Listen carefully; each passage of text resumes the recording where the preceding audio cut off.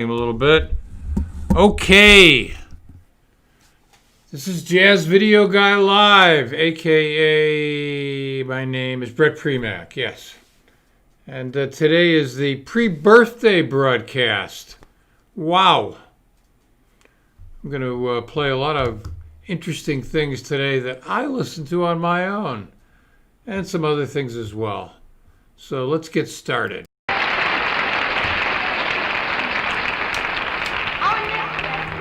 No one to beat the drums for him because he's one of America's greatest drummermen, Buddy Rich. Buddy.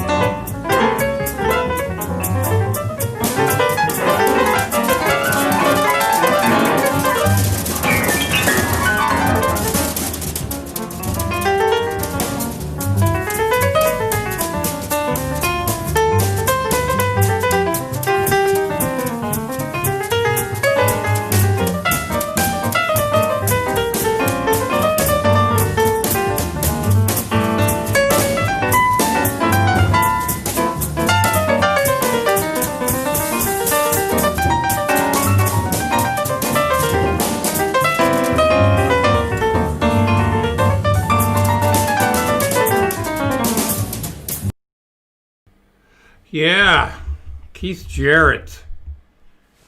He's 22 there. That's when he played with the Charles Lloyd Quartet back in the mid to late 60s. That's where I first heard Keith.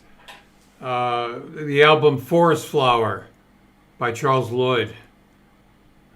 His solo on Forest Flower, Sunrise. It still blows my mind, that solo. You know, sometimes you hear someone play a solo that just totally pulls you in, and you never forget it. You keep listening to it. And I've been listening to that solo for 50 some odd years, 55 years, something like that. Yes, I am that old. I can't believe it. You know, I really can't fucking believe it.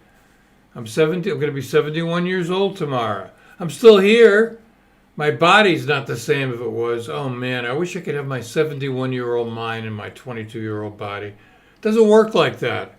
Well, that's showbiz.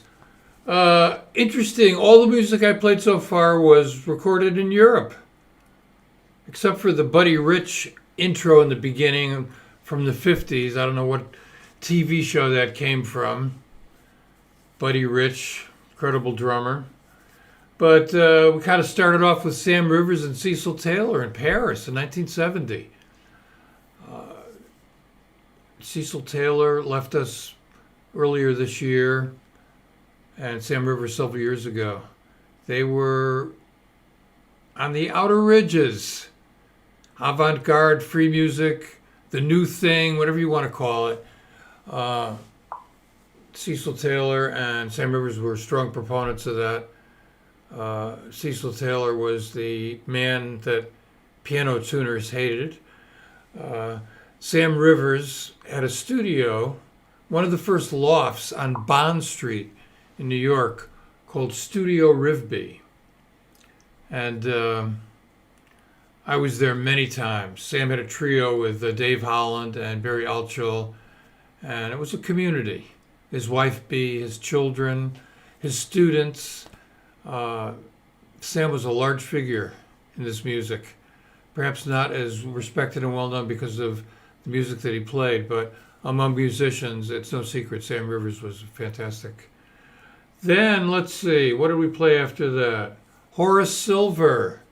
Yes, I've been a Horace Silver fan many years. One of my first recordings I picked up, Blue Note Records, Song for My Father. Horace's music it's just harmonically and melodically delightful. And I love his playing. He started as a tenor sax player and somehow drifted to the piano. In fact, he was from Norwalk, Connecticut, not far from my hometown. Really, really gentle soul, Horace Silver. And has a lot of recordings. His Blue Note recordings in the mid 70s, late 70s were interesting. Silver and brass, silver and voices, silver and woodwinds. Did some arranging, some writing, some great stuff on there. Then let's see, we went to Toys, Herbie Hancock, M1 Dishi Band, 1970. That was recorded in France. So they put, how can I possibly thank European TV for documenting this music? A lot of what's played on my channel is from European TV.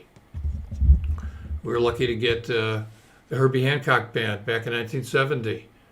That was the group he had before he formed his Headhunters group. After he left Miles, this is the band that he had with Billy Hart and Buster Williams and Benny Maupin, Eddie Henderson, Julian Priester. Another great band, but kind of a little bit on the outside, so to speak, to the mainstream. And I don't know why he decided to break this band up, but I know that him and Benny Maupin stayed together. And I'm not wearing the New York Times or the Village Voice. I'm wearing Screw Magazine. And then, Herbie changed directions completely with Headhunters. Keith Jarrett. Wow. as I said, I heard Keith with Charles Lloyd, and then I followed him when I moved to New York in '68. I saw Charles Lloyd a couple of times live, and then Keith Jarrett solo piano at WBAI, and then Keith suddenly playing with Miles. I was at the Fillmore East. Yeah, it was the Fillmore East when Keith first played with Miles, and in concert. And then he went on to the band with Gary Bartz, and here they are.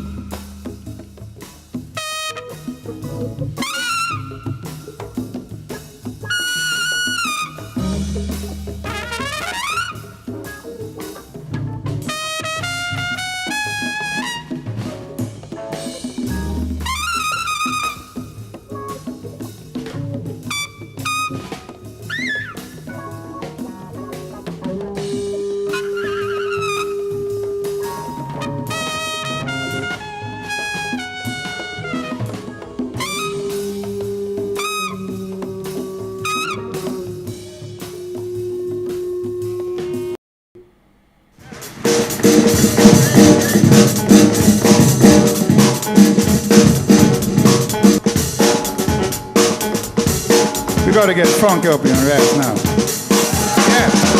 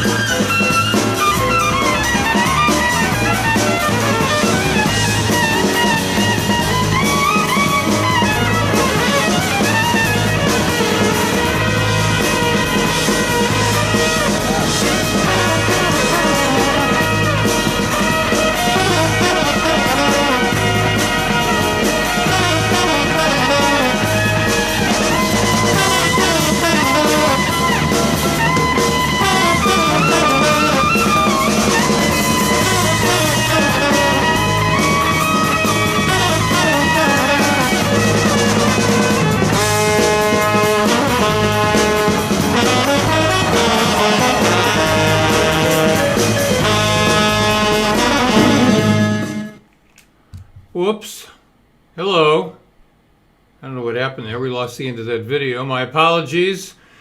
They were just a few seconds away from that. We were away from the end of Impressions. What a band, huh? Man, each of those solos was perfectly crafted. I mean, just, you know, some people just they play the changes, but some people, when they play a solo, they really give it some momentum. They give it life. And each of the soloists in that video certainly did. And before that, message here. Okay. I got to turn off my notifications. That's not good. We don't want too many notifications. Let's see. Before that was Miles Davis and Keith Jarrett. Yeah. I'm sorry, Gary Bartz. Your solo was disappeared. Sadly, Gary Bartz, another one of your solos disappeared. Here's a little story. The recording session for the song Pariah from McCoy's first Blue Note record. Let me see if I can fix my thing here a little bit. There we go. Pariah. The sax players on the session were Wayne Shorter and Gary Bartz. And of course, McCoy also soloed. So on the session, all three of them played. But when the record came out, Gary Bartz's solo was cut off, which has angered me all these years because I really would have loved to hear what he had to play on those changes. Gary and McCoy played together since then, until McCoy's passing. Yesterday's show was really kind of intense. You know, that much McCoy Tyner, that lifts your spirits. After that, I was flying for the afternoon. And let's see, that's about it. I could go on and on and on. I just pulled out some tracks that I like here. And I hope that you like too, certainly. I know a few people left here. Next week, a couple of very interesting shows coming up next week. One with, it looks like I'm out of focus here. I'm unhappy with the way this shot looks. I'm going to switch to another camera here. Oh boy. I look like I'm in outer space. Okay. Now where's my green screen? Okay. And I got to zoom in. There I am. Okay. Different camera, I look a little bit better. I hope so. All right. Okay. So as I was saying, some really good shows coming up next week. Wednesday, Stefano Bolano is going to be my guest. He's a remarkably talented pianist and composer from Italy who's got an interesting take on the music from Jesus Christ Superstar, which he plays solo piano. So that's on Wednesday. And Thursday, Mike Abeni is going to join us. Mike Abeni is someone who's, for most people, is kind of behind the scenes, but he's a fantastic arranger, he's a pianist, composer. He led the WDR big band for many years. Also in Germany, he in Austria, excuse me, I think it was Graz. He led a radio orchestra over there, and I've known about Mike since the mid '60s because I was a tremendous Maynard Ferguson fan when I was a kid, and Mike played with Maynard, I guess for 4 or 5 years. I saw his name on the back on those covers, and then when I saw Maynard, the first time I saw him, Mike was on piano. He's like 4 or 5 years older than me, so he was in his early 20s when he was with Maynard. So we'll hear the story about this talented guy, and I promise that we will discuss Maynard Ferguson as well. Maynard is a unique individual, certainly a big influence in my life in many ways. So Maynard's no longer with us, although you could see my video interview with Maynard Ferguson on the occasion of his 70th birthday on YouTube. And thank you, Yvette. I appreciate your kind words. You're looking pretty good yourself there in that photo. Yeah, I'll put that up on screen. One of our regulars, Yvette. Thanks, Yvette. Appreciate your kind words. Oh, train of thought got lost. Okay, so Micah Benny, and the following week, I'm going to go back to Hannibal. I put up one track of his that was just absolutely smoking, and people responded to it, and I'm going to feature the whole concert. So if you want to know what's coming up, go to the jazzvideoguy.live.com page. That has the schedule and also the library of all the stuff that I've done in this format. And also on Facebook, if you go to the Jazz Video Guy page, and on Facebook, if you go to the Jazz Video Guy page, the schedule is also on there.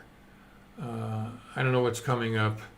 I can, these days, so weird. I'm gonna get rid of that background. It's too noisy. Shit is so weird. I wake up in the morning. What day is it? Because, what horror am I gonna wake up to? That's why I try not to get to the newspaper or radio or the internet for a while. But this is the way it is. Most of us are going to survive this. Sadly, maybe 1 million people on the planet are going to pass away because of it. It's decimated the economy. Very tough on musicians. But we're just going to keep going. You might have heard me say this before. One of my mentors, a famous writer named Ben Hecht, at the end of his life, some reporters questioned him. He had many accomplishments, and he said, "Mr. Hecht, what is the secret to your life? What are your secret to success?" They wanted to know his wisdom, and he said, "The only thing I know is how to keep going," and that's pretty much what I know, because everything that might have worked in the past doesn't necessarily work anymore. The world is like changing. A lot of things are changing. This is normal. Is in the processes of a lifetime, you see things build and crumble. Everything has a beginning, a middle, and an end. I know I'm closer to the end of my life than the beginning. I might get lucky. I could live another 30 years, or I might, drop dead in Costco when I go to pick up my new TV later. Oh, well. So all I can do is put up these videos, talk to people, bring some joy and comfort into this world. And I have my other projects as well, which are a little more serious. I take this seriously. I take this music seriously. It's no joke. How about a joke? This is an X-rated joke. This is a joke that people who are sensitive about certain matters might not like this joke. But I like this joke. So I'm going to tell it. And so you might want to take the children away from the television. And hello, Cologne, Germany. And hello, Stefano Limone, and Fred Nudie, and Leonard Moon Pavic. Everybody else's name I'm pronouncing incorrectly. Okay, here we go. Guy's walking on the beach, and he sees a girl on the beach, and she has no arms or legs. And as he approaches her, she starts to cry. And he says, "Young girl, why are you crying?" And she looks at him and says, "Because I've never been kissed." So he leans down and he kisses her. And he says, "Now you've been kissed." And he starts to go away, walk away, and she starts crying again. And he goes over to her and says, "Why are you crying?" She says, "Because I've never been hugged." So he picks her up, he hugs her, and he throws her in the ocean. And I just screwed up the punchline of the joke. Oh well, Forget about that one. I'll have to cut that out. Fuck! It's the bright lights. I don't know what it is. It's the acid I just took. No, I didn't take any acid today. Tomorrow, I'm going to take a microdose of acid. I try to do that when I can. It's hard to get that. I'm a medical marijuana patient, but they don't sell LSD in that store. I took LSD the first time in like 1968. I like it. I haven't done it that much in the past 25 years. Occasionally I come across some. I don't recommend it. It's not for everyone. But in the past few years, people have started to produce these microdoses because LSD acid is very, very strong. It lasts a long time. It can really fuck you up. So the acid, the microdose is like maybe regular acid would be like 100. Microdose is like 2 out of 100. It doesn't have any of the physical sensations, but it's got the changes, the sensory changes, which I like. Hearing, seeing, feeling, listening. It's good. So thanks to a local friend here, I'm going to be tripping tomorrow, but in a very, very minor kind of way. Nothing too serious. Okay, enough with the bad jokes. I completely bombed with my joke. Maybe I should write it out. Johnny Carson, I am not. That's it. The end of the birthday broadcast. Thanks for enduring, listening. Hope you enjoyed it. Please stay healthy. Please stay safe. And have a great